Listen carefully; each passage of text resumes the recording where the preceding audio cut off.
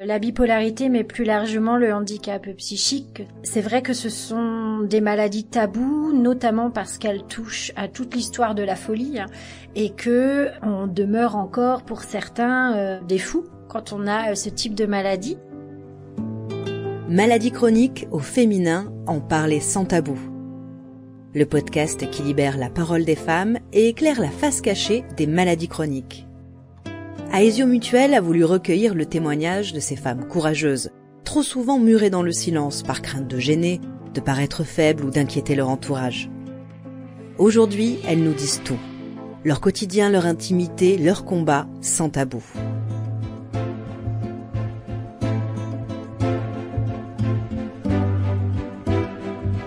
Dans cet épisode, nous allons entendre Dalia et Marine, deux femmes qui ont dû apprendre à vivre avec la bipolarité. Dalia, 32 ans, a trouvé un nom à ses souffrances il y a 2 ans, après 10 longues années d'errance médicale. Marine, 43 ans, mère de famille, a elle aussi traversé un véritable parcours du combattant avant d'être diagnostiquée en 2011. Elle nous raconte comment la bipolarité a bouleversé leur vie. C'est Marine qui commence. Quand j'avais 11 ans, c'était ma première dépression, mes premières envies de mourir, pour des histoires d'amour, de collège. Pour moi, ça a vraiment commencé à ce moment-là où je me suis rendu compte que j'avais vraiment cette prédisposition à avoir des idées suicidaires plus rapidement que certainement les autres et beaucoup plus tôt aussi. En même temps, j'avais un sentiment de décalage aussi par rapport aux autres, qui s'expliquera par la suite avec un diagnostic d'autisme il y a 1 an. Donc voilà, j'avais vraiment un trouble psychique qui m'a vraiment fait beaucoup de mal à partir de 11 ans. C'était ma première dépression. Pour mon entourage, ça a été plus quand j'ai commencé à parler d'un projet de ferme pédagogique. Alors ça, pour eux, ça a vraiment été le début d'une certaine cyclicité parce que très régulièrement, je parlais de cette ferme pédagogique, donc j'avais éperdument envie. Et je me souviens très bien mon entourage me dire « Ça y est, tu recommences dans tes projets qui n'ont aucun sens ». Pour moi, ça en avait, pour eux, ça n'en avait pas. Et je pense que c'est à partir de ce moment-là qu'on a commencé à voir qu'il y avait vraiment une cyclicité, dépression, hypomanie, quoi. J'ai été d'abord diagnostiquée dépressive, donc on était plus sur un versant de dépression avec des antidépresseurs, et après c'est vraiment moi qui me suis rendu compte que au-delà des dépressions, j'avais aussi vraiment des moments de mieux et de trop mieux, et que du coup, en travaillant dans une association, puisque j'ai beaucoup travaillé dans la bipolarité, on m'a gentiment dit que j'avais quand même des symptômes qui ressemblaient beaucoup à cette maladie et que ce serait bien de les faire tester. Et effectivement, c'est ce que j'ai fait. On a évalué mon tempérament, ma personnalité, etc. Et donc, il s'est avéré que j'avais une bipolarité et j'avais 30 ans. Du coup, quand le diagnostic a été posé, c'était plus une confirmation, un soulagement, pas du tout une surprise. Pour mes parents, ça a été la suite logique, je pense, de toutes les démarches que j'avais pu faire et dont je leur avais parlé. Ça a été un soulagement de savoir ce qu'il en était, de savoir que j'allais pouvoir être correctement accompagnée, de savoir que j'allais pouvoir avoir un traitement adapté. Mais c'est vrai que après quelques mois, quelques années, on voit plutôt quand même le diagnostic comme un fardeau. Au quotidien, c'est vraiment quelque chose de très très lourd à vivre. Les changements d'humeur sont fatigants. Au-delà des changements d'humeur, on peut avoir des superpositions d'humeur, ce qu'on appelle les états mixtes. On peut être très bien tout en étant mal à la fois. C'est quelque chose de très particulier. Et une version de la bipolarité à laquelle il faut faire très attention parce que les passages à l'acte sont très réguliers pendant ces temps-là. Donc c'est vraiment une maladie qui a des symptômes qui ont des répercussions terribles sur le quotidien et qu'il faut essayer de contrer le plus possible par un suivi, un traitement, avec tout ce qu'on peut pour conserver le plus de stabilité possible. Alors moi, mes premiers souvenirs en lien avec la maladie mentale démarrent autour de mes 14 ans. avec, comme l'a dit Marine, un sentiment de décalage également. Un sentiment de décalage avec les autres, dans mes attitudes, dans mes comportements, dans mes rapports aux autres, qui ont fait naître de la souffrance en moi petit à petit, et en effet des pensées noires qui étaient récurrentes et qui pouvaient apparaître et me faire souffrir. Ça a démarré comme ça, je pense, quand j'étais au collège. Puis au lycée, on a basculé sur un trouble anxieux qui n'a été diagnostiqué que plus tard. Puis enfin, à la fac, une dépression a été diagnostiquée. Puis, encore quelques années après, une dépression profonde pour laquelle on m'a donné des antidépresseurs. Et là, j'ai fait un virage de l'humeur. Et c'est malgré ce virage de l'humeur, seulement 5 ans après, pour mes 30 ans, que j'ai reçu mon diagnostic de bipolarité. J'ai d'abord suspecté ce diagnostic chez moi, j'avais 25 ans je dirais. J'ai fini par comprendre que je recevais un traitement, un antipsychotique pour être plus exact, et que c'était nécessairement en lien avec une pathologie autre que la dépression qu'on me diagnostiquait à l'époque. Pour autant, je n'avais pas d'autre diagnostic. Quand j'ai fouillé Internet à la recherche d'informations pour mieux comprendre qu'est-ce qu'on essayait de soigner chez moi, j'ai été prise d'horreur. Quand je suis tombée sur les chiffres qui sont disponibles sur Internet, taux de mortalité, ou bien les impacts que cela peut avoir dans la vie quotidienne, ces nombres terribles, ça m'a vraiment effrayée, car il faut le dire, à ce moment-là, j'étais toute seule face à ça, il y avait personne pour m'accompagner. En revanche, quand 5 ans après, j'ai enfin le diagnostic, alors là, c'est un soulagement immense de comprendre que tout ce temps, je n'étais pas folle, qu'en fait, je m'inscris dans un groupe de personnes qui partagent les mêmes difficultés que moi. Donc j'ai beaucoup pleuré ce jour-là, parce que la personne en face m'a vraiment fait comprendre que je vivais des choses qui étaient assez exceptionnelles et qu'il y avait de quoi être fière de tous les efforts que j'avais mis en place pour m'en sortir jusque-là. Et donc après ça, et je pense comme Marine aussi, ça m'a fait un déclic, j'ai décidé de me mettre sur Instagram pour faire de la sensibilisation, parce que je ne voulais plus jamais avoir honte de ce que je vivais, et parce que je voulais aider les autres à ne pas attendre aussi longtemps que moi avant d'avoir des réponses. Je pense que la bipolarité est encore une maladie taboue pour beaucoup de gens qui n'ont pas été amenés à comprendre ou à être sensibilisés à la maladie mentale. Alors je rejoins complètement Dalia par rapport à cette analyse-là, la bipolarité, mais plus largement le handicap psychique, que ce soit la schizophrénie ou d'autres maladies. C'est vrai que ce sont des maladies taboues, notamment parce qu'elles touchent à toute l'histoire de la folie, et que on demeure encore pour certains des fous quand on a ce type de maladie. Parfois même, on pense qu'on n'est pas capable de faire certaines choses, on n'est pas capable de travailler, on n'est pas capable peut-être d'élever des enfants, on n'est pas capable de faire plein de choses que le commun des mortels fait, alors qu'en fait, bien évidemment, on est à même de faire les mêmes choses que tout le monde. La seule réalité, c'est que quand on arrête un traitement sans être accompagné, on peut effectivement rentrer dans une phase maniaque, mais la personne bipolaire restera toujours plus dangereuse pour elle-même que pour son entourage, puisque quand on est bipolaire, on a aussi la comorbidité, très souvent des troubles de la conduite alimentaire.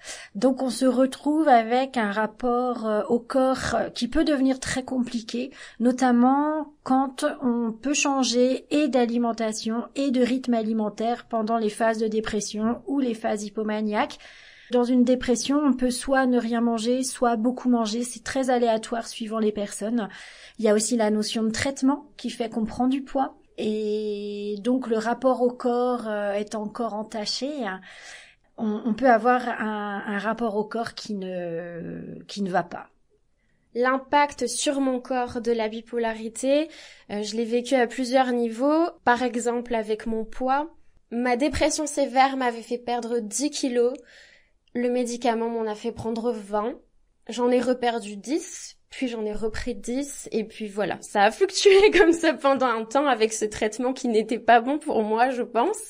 Il faut essayer de faire preuve de bienveillance envers soi-même, car oui, c'est une maladie mentale, mais c'est surtout une maladie du corps qui impacte le corps sous plein d'aspects différents. C'est quelque chose qui peut être stabilisé, il faut jamais perdre espoir. Et si par moment il y a des fluctuations, ne pas se juger, c'est le corps qui essaie de guérir, c'est nous-mêmes qui essayons de nous battre pour aller mieux. Donc voilà, je pense que ça m'a aidé à être plus indulgente envers moi-même finalement. Le rapport aux autres avec la bipolarité, c'est quelque chose de très particulier. Alors, on mène ces relations sociales en masquant les symptômes au départ, parce que on veut pas être différente. Alors, on masque les changements d'humeur, on masque la tristesse, on masque les angoisses, on sourit et puis on s'imbrique dans un groupe, on s'imbrique dans la société d'une certaine façon pour avoir une place en fait. Avoir une place au-delà de cette maladie qui nous encombre en permanence. Et c'est vrai que la problématique, c'est que on masque tant qu'on peut, mais je crois qu'il arrive à un moment donné de sa vie où on s'essouffle de masquer, on s'essouffle de ne pas être soi-même. On a envie justement qu'on nous aime comme on est, avec nos particularités. Ce qui est compliqué, c'est que au moment où on va éventuellement avouer d'une certaine façon ou dire tout simplement qu'on a une maladie psychique, des difficultés, les gens peuvent alors ne pas nous croire parce que ça ne se voit pas justement, peuvent ne pas comprendre parce que donc c'est encore quelque chose de tabou auquel ils n'ont absolument pas été sensibilisés. Mais ils peuvent aussi nous rejeter. Et la grande problématique des maladies psychiques, c'est que sous l'égide, on va dire, du tabou, de la honte, on a un cercle social qui finalement est très restreint parce qu'on n'accepte plus de ne pas être considéré tel qu'on est et parce que les autres ne souhaitent pas conserver la relation ou entamer des relations parce qu'il y a aussi au-delà du rejet peut-être la peur de l'inconnu. Je ne sais pas quelle est ta maladie, je ne sais pas ce que tu es susceptible de me faire, je ne sais pas si tu seras un danger pour moi ou pour mes enfants. Je pense que ça se fait de manière invisible un peu sur le long terme. Les gens ne vont pas te dire j'ai plus envie de toi dans ma vie parce que t'es bipolaire, mais ils vont s'écarter de toi et toi tu sais pertinemment pourquoi et tu sais que ce sera pas le dernier. Moi aujourd'hui dans mon entourage amical, il me reste même pas une main d'amis et ça a été douloureux pendant un temps de ne pas avoir d'entourage quand je voyais les autres qui avaient une aisance sociale, qui sortaient. Et pourtant, je suis beaucoup sortie étant jeune, etc. Mais mes vraies relations proches, elles étaient très peu nombreuses. Et aujourd'hui, elles sont quasi inexistantes, en fait. Moi, j'ai surtout... donc, je suis séparée du père de mon fils. J'ai un nouveau conjoint qui a 2 enfants. Et cette famille-là me comble d'une certaine façon. Mais c'est aujourd'hui, en plus de ma mère et mes sœurs, ce qui me fait tenir le plus debout. En plus d'Instagram aujourd'hui où j'ai une communauté de personnes qui sont pour la majorité bipolaires du coup puisque c'est vraiment le thème de mon compte et j'en retire vraiment un soutien énorme et alors un soutien affectif, hein, mais aussi un soutien dans la créativité, c'est-à-dire que comme je ne travaille pas, ça me fait une soupape de création, une soupape presque professionnelle. J'aurais jamais pensé tenir ce discours 2 années en arrière, puisque mon compte a 2 ans. Et voilà, aujourd'hui, je dirais, j'ai plus d'amis Insta que d'amis dans la réalité. Et au final, je les considère pareils, finalement. Alors le rapport aux autres et moi et la bipolarité, au départ a été difficile comme Marine le disait parce que je faisais aussi un genre de masking, pareil pour m'intégrer à tout prix, me fondre dans la masse. Et puis petit à petit, j'ai explosé parce que c'est pas possible de tenir comme ça. Depuis que j'ai mon diagnostic, les amis que j'ai sont vraiment de vrais bons amis pour moi. Pourquoi ? Parce que ce sont des gens que je choisis pour leurs valeurs, et dans leurs valeurs, le fait que j'ai une maladie bipolaire, c'est vraiment pas important en fait. Au contraire, c'est une forme de diversité, c'est aussi un combat, j'ai plutôt du soutien, de l'admiration pour ça. Pareil par Instagram, alors là n'en parlons pas, quand il y a des épreuves, c'est un soutien formidable. Donc pour le coup, la bipolarité m'a vraiment aidée à trouver les miens, dans le sens les gens qui me ressemblent, parce que ça fait partie de mes valeurs d'accepter les autres tels qu'ils sont, et je n'ai pas peur d'être rejetée pour ma bipolarité, parce que je sais que cette personne-là, en fait, bien je n'en veux pas, donc je lui dis au revoir. Depuis que je suis avec mon nouveau conjoint, c'est vrai que je retrouve quand même une difficulté dans la construction du couple, c'est-à-dire qu'il peut y avoir beaucoup de quiproquos, mais j'ai quand même la chance que lui ait accepté de se sensibiliser à la bipolarité. Donc je m'étais acheté le livre Goupil ou Face de Lou Luby, qui est vraiment un livre support autour de la bipolarité pour communiquer justement ces caractéristiques aux autres, à notre entourage, à mon entourage. Et il l'a lu, ça lui a permis de mieux comprendre ce que je pouvais traverser. Mais il n'empêche que vivre la bipolarité au quotidien ou dans un livre, il y a quand même une certaine différence. Et me voir, par exemple, parfois dormir, lui qui est si actif dans son quotidien, c'est vrai que ça a été un sacré décalage, encore une fois, qui me fait énormément culpabiliser, parce que je me dis que je ne suis pas toujours à la hauteur du quotidien, à la hauteur de ce qu'il pourrait attendre de sa femme, de sa conjointe. J'ai besoin de beaucoup dormir. Il peut aussi m'arriver de rentrer dans une irritabilité assez forte. Je peux aussi faire des crises. Alors, elles sont rares, mais des crises de colère, j'ai pu en faire avec lui une par an.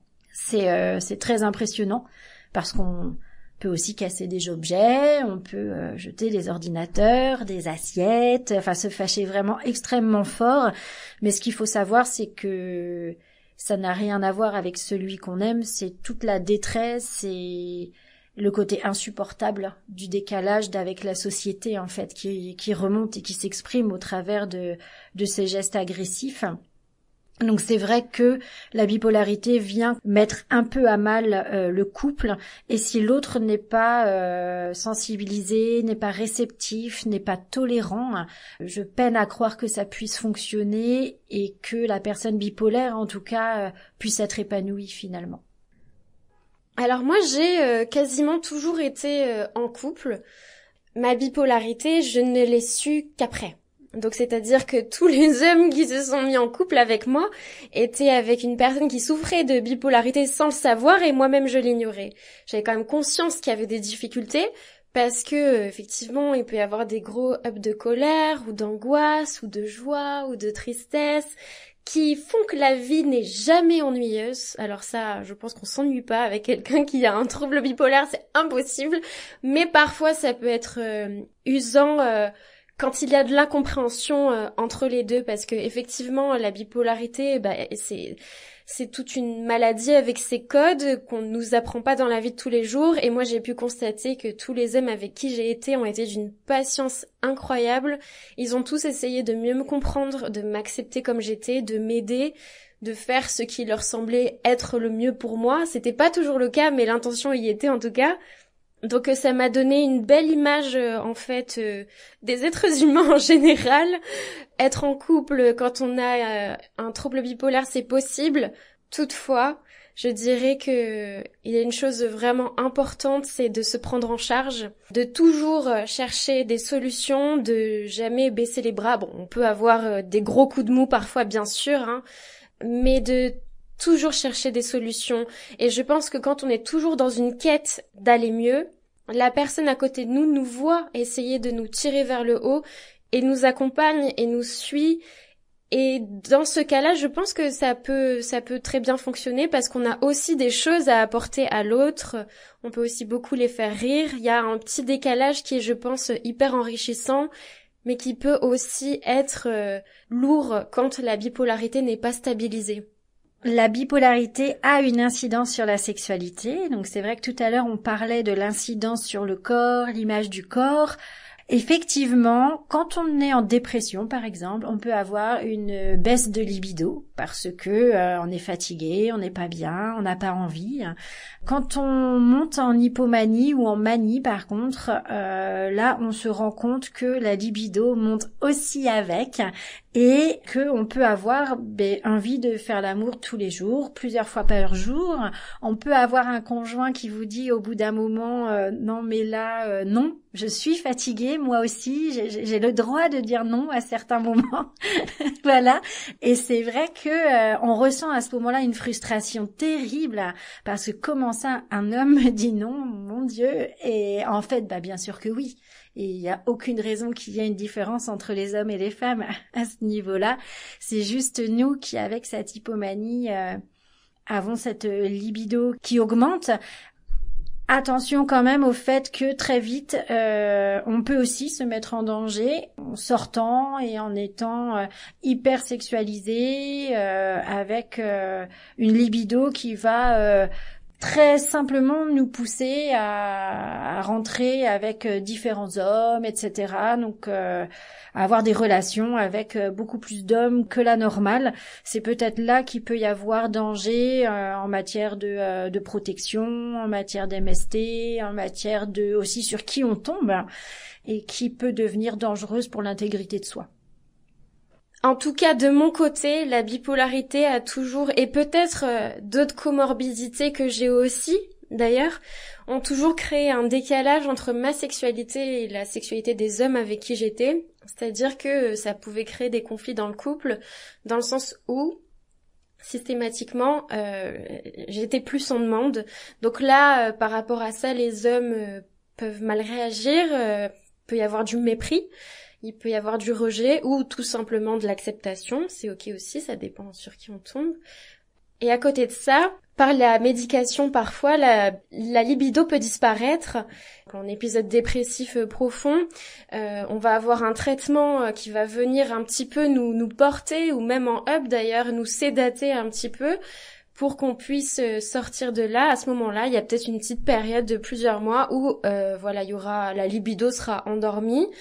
Mais globalement, la libido, je sais pas si c'est le cas pour toutes les personnes qui ont une bipolarité, en tout cas je la ressens très vivante chez moi, et je trouve qu'elle est en lien aussi avec sa manière d'agir avec les autres. En effet, quand on a de la libido, on est très très avenant, on a aussi beaucoup d'énergie, c'est beaucoup plus que la sexualité finalement.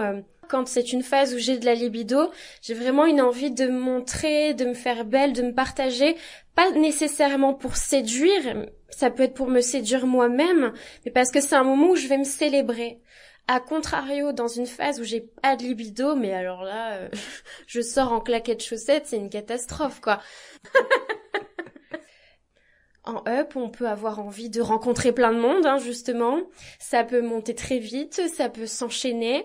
On peut ne pas mettre de protection parce que c'est le feu de l'instant. On a envie de profiter de chaque moment sans réfléchir, en fait. Toujours être vigilant à ça parce que oui, il m'est arrivé des petites des petites mésaventures et je suis pas la seule, je le sais aussi, quoi, ouais. Alors, ce qui est assez étonnant, c'est que avec mon conjoint actuel, c'est quelqu'un de profondément gentil, mais qui a un regard sur la maladie assez dur.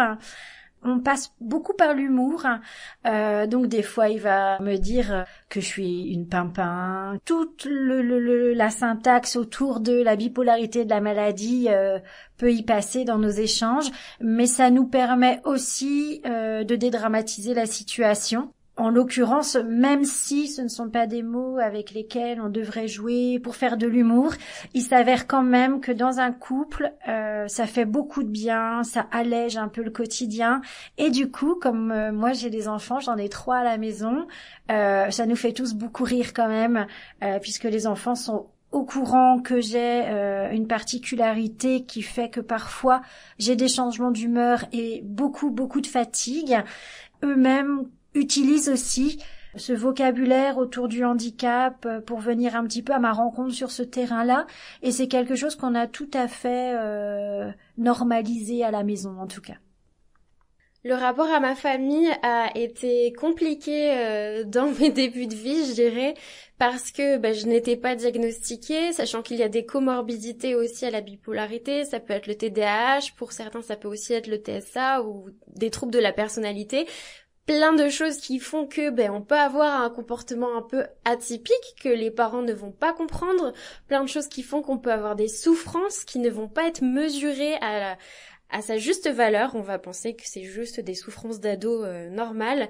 Voilà, moi mes parents je pense ont eu un a priori sur moi pendant longtemps. Ils pensaient que j'étais capricieuse, que je me laissais aller parfois, tout en m'estimant pour d'autres choses. Quand le diagnostic de bipolarité est enfin arrivé, moi je l'ai vécu comme un soulagement en me disant ils vont enfin pouvoir comprendre pourquoi j'agissais comme ça, pourquoi c'est si dur. Eh ben non, déni. C'est-à-dire qu'ils ont dans un premier temps refusé le diagnostic, il a fallu du temps pour qu'ils l'acceptent et c'est encore maintenant 2 ans après, parce qu'ils me voient parfois encore avoir de la difficulté avec tout ça, qu'ils se disent ouais ils ont peut-être raison finalement. Puis parce que j'ai mes traitements que je prends quotidiennement, et maintenant ce sont de vrais soutiens pour moi. En revanche, la communication n'est pas toujours facile à ce sujet, mais je reste ouverte, patiente quand je les sens à l'écoute pour leur donner tout ce que je peux, et c'est vrai que notre relation de famille s'est grandement améliorée et ça c'est chouette. Alors moi j'avais toujours été persuadée que j'aurais des enfants, je m'imaginais mariée 19 ans, premiers enfants, 23 ans, enfin c'était très clair quoi, c'était très très clair, mais ça s'est pas du tout passé comme ça, et c'est tant mieux finalement, j'ai envie de dire. Je ne me sens pas en capacité, que ce soit mentale ou physique, de m'occuper d'un autre petit être. Je sais que ça serait dangereux pour moi. Et donc, je me suis tout simplement, pour l'heure, là j'ai 32 ans, donc on ne sait pas de quoi la vie est faite, mais pour l'heure, je me suis fermée à cette idée. La bipolarité dans le contexte professionnel, c'est aussi quelque chose qui est relativement particulier. J'avais besoin de toute façon de m'exprimer dans plein de choses, donc j'avais un travail de téléconseillère, à côté de ça j'avais mes études, et là ça a été autre chose. Moi je suis rentrée dans le monde du travail avec un enthousiasme complètement débordant, j'étais ravie de pouvoir concrétiser tout ce que j'avais pu apprendre, mais il s'avère que dans tous mes travails, donc moi j'ai toujours été très souriante, très pas sûre de moi au travail, mais je savais que j'étais à la bonne place, je savais que oui, j'allais être une bonne professionnelle. L'hypomanie m'aidant, n'est-ce pas? Parce que j'étais un brin plus sûre de moi que la normale. Je travaillais en plus plus rapidement que la normale, puisque l'hypomanie donne, ou la manie d'ailleurs, mais l'hypomanie qui est plus tempérée permet de rester quand même en poste tant que c'est possible. J'avais cette façon de bosser qui était toujours très rapide, toujours très synthétique, et qui pouvait créer des jalousies vis-à-vis de mes collègues, de mes supérieurs, de mes pairs. Et ça m'a coûté énormément. Et j'ai vécu beaucoup de harcèlement moral. Dans toutes les boîtes où je suis passée, de toute façon, j'ai vécu soit du rejet, soit du harcèlement moral, jusqu'à ce qu'on me licencie systématiquement, parce qu'on sort toujours le vilain petit canard, malheureusement, et pas ceux qui harcèlent. Donc à chaque fois, il faut remettre le pied à l'étrier, il faut rechercher du travail, et puis finalement les schémas se reproduisent. Et jusqu'à ce dernier licenciement d'il y a 2 ans, où là ça a été vraiment la goutte de trop. Enfin, je me suis dit que là c'était vraiment le moment de révéler entre guillemets ma bipolarité à mon environnement, et d'accepter en fait que j'étais sans doute plus vraiment capable de faire le travail que je faisais. Alors clairement, je trouve que ma bipolarité ou tous mes troubles psychiques peuvent être lus dans mon parcours scolaire, universitaire, et puis plus tard professionnel aussi. puisque j'étais très atypique étant petite, j'avais les meilleurs résultats, j'étais je participais énormément, et puis quand la adolescence est arrivée, alors là ça a été on n'a pas évolué de la même manière, les petits enfants, on est devenus différents, je sais pas ce qui s'est passé, et là j'ai commencé à vivre du rejet, j'ai commencé à faire semblant, j'ai commencé à être fatiguée de faire semblant, fatiguée de porter des poids que je ne savais pas d'où ils venaient, j'ai commencé à avoir de l'absentéisme, j'ai commencé à me désinvestir scolairement, même à l'université plus tard, j'étais déconnectée, j'arrivais pas à entrer dans ce système-là. Et donc avec le recul, je me disais que si les enseignants étaient formés à tout ça, peut-être qu'ils pourraient un peu guider les élèves qui, comme moi, changent brusquement du jour au lendemain de comportement, ou alors semblent être un peu dans l'errance, être un peu perdus. Je pense que c'est toujours intéressant de chercher à creuser, parce qu'on ne fait jamais preuve d'absentéisme sans souffrance, je pense. Enfin, en tout cas, pour ma part, je préférais que ce soit perçu comme ça par les enseignants. Comme un appel à l'aide finalement. Et puis donc je suis partie très tôt dans le milieu professionnel parce que j'avais besoin d'action, parce que c'était très dur pour moi de rester assise à écouter parler, c'était très difficile.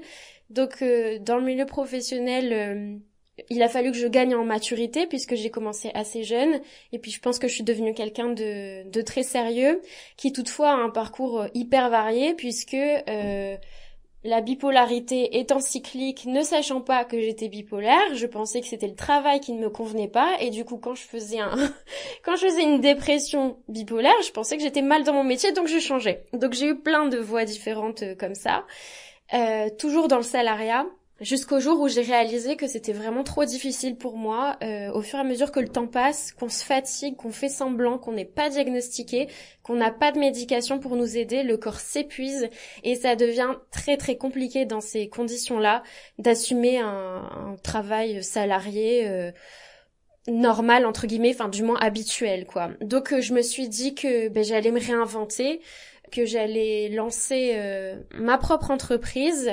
avec une ambition, je dirais pas modeste, puisque c'est l'ambition de me trouver et d'être heureuse dans mon travail, avant d'avoir une ambition de salaire. Ça me permet de travailler à mon rythme, de respecter mes temps de repos, de varier les activités, car par moment on est capable de bouger notre corps, par moment on est capable de nouer de la relation client, par moment on a plutôt besoin d'être dans l'analyse, pouvoir choisir quel type d'activité je veux faire et à quel moment. Ça a beaucoup changé les choses aussi pour moi, de me créer une activité sur mesure.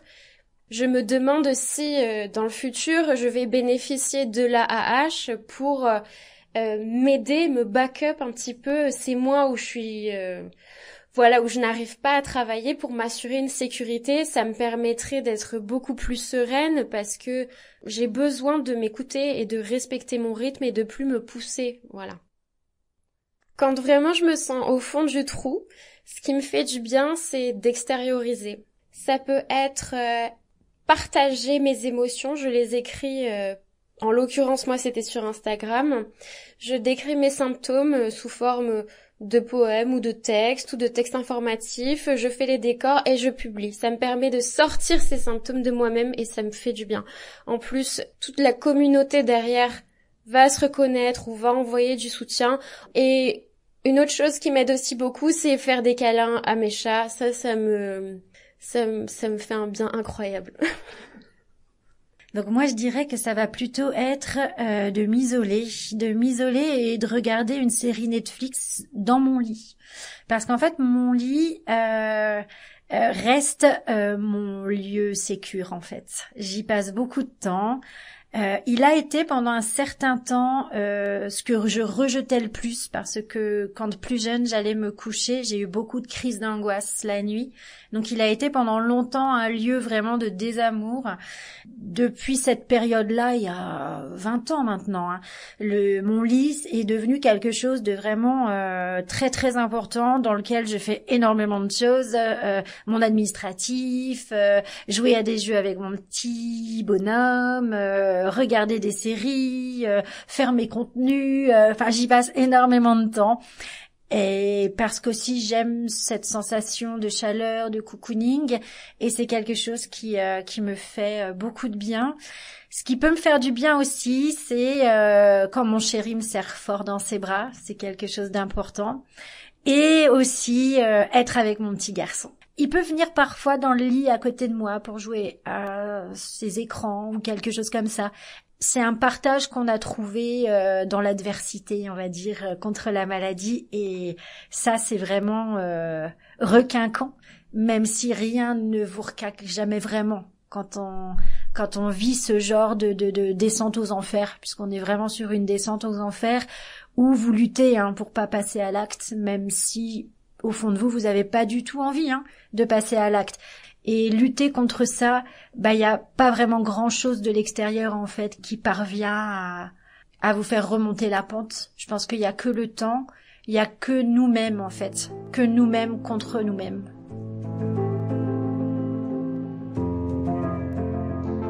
Un grand merci à Dalia et Marine pour ces partages d'une grande valeur sur les troubles bipolaires.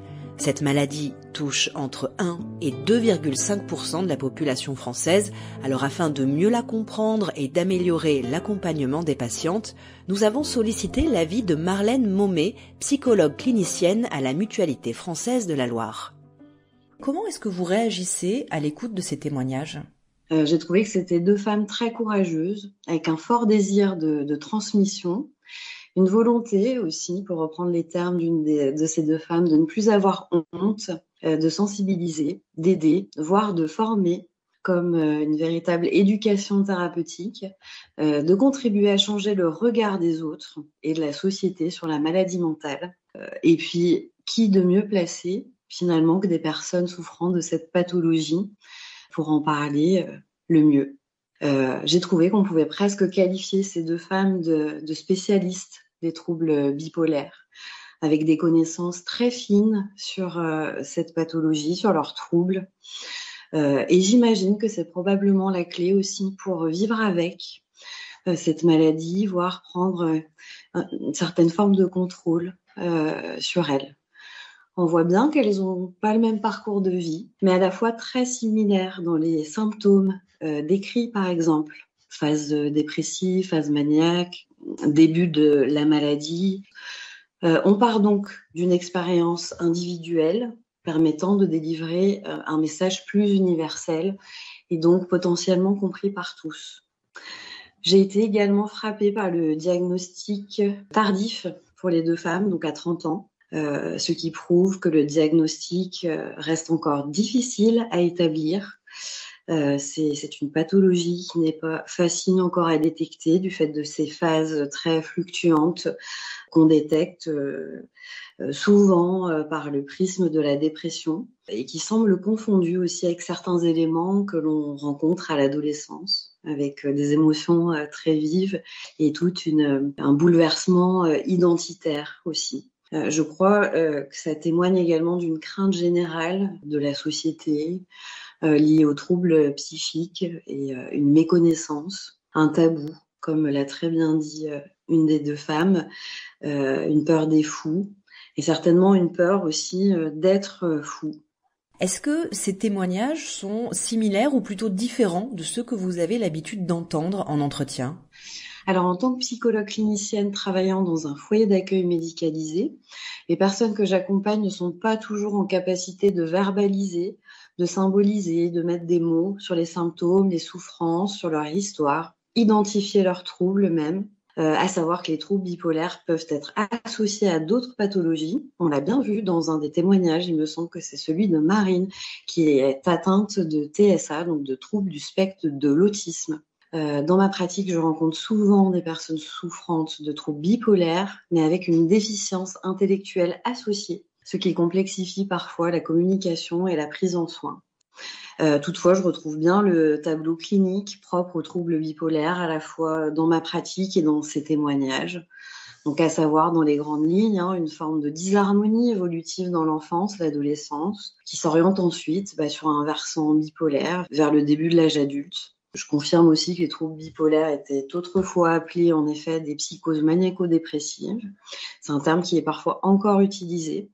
Et en résumé, les troubles bipolaires peuvent se définir comme une maladie de l'humeur. Ils se définissent bien par l'alternance de phases productives, d'hyperactivité, des phases hypomaniaques, maniaques et des phases dépressives ou des phases mixtes dont a parlé une des deux femmes et qui est une phase qui est importante à souligner puisqu'on va retrouver à la fois des symptômes dépressifs ou hypomaniaques, maniaques et ces syndromes se chevauchent et alors là on aura un risque plus élevé de passage à l'acte suicidaire. Quels conseils vous pourriez donner aux auditeurs ou aux auditrices qui se reconnaîtraient à travers certains symptômes décrits par Dalia et Marine ? Moi, je conseillerais déjà de ne pas rester seul avec ses souffrances et interrogations, de parler à son entourage, à des personnes de confiance. On voit bien dans le témoignage de Marine et de Dalia que cela ne se passe pas bien lorsqu'elles portent un masque social, qu'elles se contiennent et qu'elles s'épuisent à s'intégrer dans un système qui ne serait pas totalement adapté à leur personnalité. Par exemple, dans le milieu scolaire ou professionnel, ça finit par exploser sur une phase dépressive ou parfois la phase maniaque. Consulter un professionnel de santé rapidement pour établir un diagnostic et confirmer ou non la pathologie. Ces professionnels donc à consulter peuvent être des psychiatres, psychologues en libéral ou dans des CMP, centres médico-psychologiques. Et si on ne sait pas bien par où commencer, pourquoi pas se rapprocher donc du site internet Bipolarité France qui peut proposer des informations pour un accompagnement. Si la souffrance elle est trop forte, que les troubles sont trop importants, surtout en phase maniaque, avec aussi risque de passage à l'acte suicidaire, idées noires, présence de symptômes psychotiques comme des délires ou des hallucinations, alors là, il faut se rendre immédiatement aux urgences psychiatriques. Si la pathologie est avérée, eh bien, l'idée, c'est de bénéficier rapidement d'une prise en charge adaptée, avec un traitement, bien sûr, régulateur d'humeur, parfois antidépresseur, sur lequel j'ai un petit point de vigilance, on a vu, donc attention aux virages maniaques qu'ils peuvent parfois engendrer, couplés, bien évidemment, avec des psychothérapies. Plus la prise en soin est précoce et meilleurs seront les résultats. Et puis je voudrais reprendre deux de leurs phrases. Effectivement, la personne qui souffre de troubles bipolaires, bien souvent plus dangereuse pour elle-même que pour les autres. Et puis, c'est d'essayer de s'aimer comme on est avec sa particularité. Est-ce qu'il y a des clés pour mieux vivre au quotidien avec la bipolarité ? Alors j'ai parlé quand même du traitement qui doit être adapté. Parfois il y a des prises en charge, des prises en soins à l'hôpital de jour aussi, avec des entretiens psychologiques, des ateliers divers, créatifs, gestion du stress, groupe de parole pour échanger avec d'autres personnes souffrant de cette même pathologie. Choisir la thérapie qui convient le mieux à la personnalité de la personne. Ça peut être l'approche TCC, thérapie comportementale et cognitive, qui est basée sur l'apprentissage. Le but est de remplacer un comportement inadapté par un nouvel apprentissage qui favorisera un comportement plus adapté. Thérapie qui est tournée vers l'action, mise en situation, exercice concret. Les thérapies de couple aussi et familiales, parce qu'on a bien vu aussi dans ces témoignages, l'importance de l'entourage est primordiale pour la personne qui souffre de troubles bipolaires et aussi dans sa prise en charge. Il y a un outil que j'aime bien, c'est le plan de crise conjoint, PCC. C'est un document, une déclaration anticipée qui permet de prévenir une future crise. C'est un processus de décision partagée entre la personne et son réseau de soutien, avec la définition du rôle de chacun pendant une crise. Voilà, par exemple, la personne peut dire, moi, quand je suis en phase maniaque, je vais avoir tendance, par exemple, à parler beaucoup de sexualité. Ça, c'est un indice qui permet de me comprendre et à ce moment-là, ne pas hésiter à me diriger vers mon psychologue ou, dans certains cas, mettre en place une hospitalisation, par exemple. Dans le quotidien, je conseillerais peut-être de limiter certaines substances aussi nocives ou certains produits excitants, notamment, qui seraient pas trop favorables en phase maniaque. Café, alcool, drogue. On l'a bien vu dans ces témoignages aussi, qui peuvent favoriser les comportements inadaptés et qui, au final, vont amplifier l'autre phase, qui est la phase de dépression. Attention au surplus de sport aussi, qu'on a pu entendre dans un de ces témoignages, qui pourrait correspondre aussi à un trop-plein et une phase maniaque. Les troubles bipolaires sont reconnus comme un handicap Les personnes qui souffrent de cette pathologie ont droit à la compensation. Donc, bien se renseigner auprès de la MDPH pour remplir un formulaire de demande d'aide, constituer un dossier. Dans ces témoignages, il y a l'idée de pouvoir câliner son chat ou de regarder une série sous la couette, tout ce qui peut être contenant, tout ce qui peut rassembler quand parfois les angoisses ont tendance à désorganiser. Je pense parfois à ces couvertures lestées, ces couvertures qui ont un peu de poids aussi, qui permettent une pression sur l'ensemble du corps, amènent une expérience sensorielle qui permet de réguler les émotions, de se relaxer, de favoriser le sommeil, d'être à l'écoute de soi, de son potentiel et de ses limites. On pourrait aussi stimuler sa créativité pour sublimer, élaborer autrement la souffrance. Là encore, attention en phase maniaque que ces activités ne prennent pas trop de place. Parfois, on trouve aussi des contenus intéressants sur les réseaux sociaux. Je prends l'exemple de Dalia, il me semble, qui a créé un compte Instagram pour sensibiliser, à consommer quand même avec modération, en tout cas se renseigner sur les sources. Mais du coup, je trouve que cette démarche est très intéressante.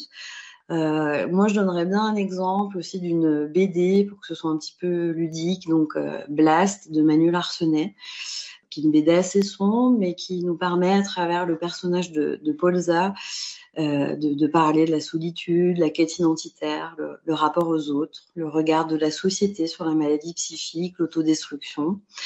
Et puis, peut-être le témoignage de Constance, qui est une humoriste que l'on peut retrouver sur des vidéos France Inter ou dans son dernier spectacle dans lequel elle parle de sa maladie. Donc, elle est atteinte de bipolarité.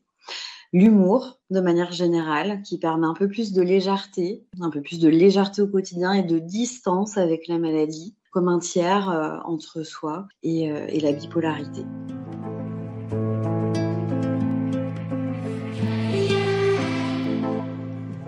La santé mentale est essentielle. En complément du dispositif national Mon Soutien Psy, Aesio Mutuelle vous accompagne dans votre parcours de soins à travers le remboursement des consultations chez le psychologue.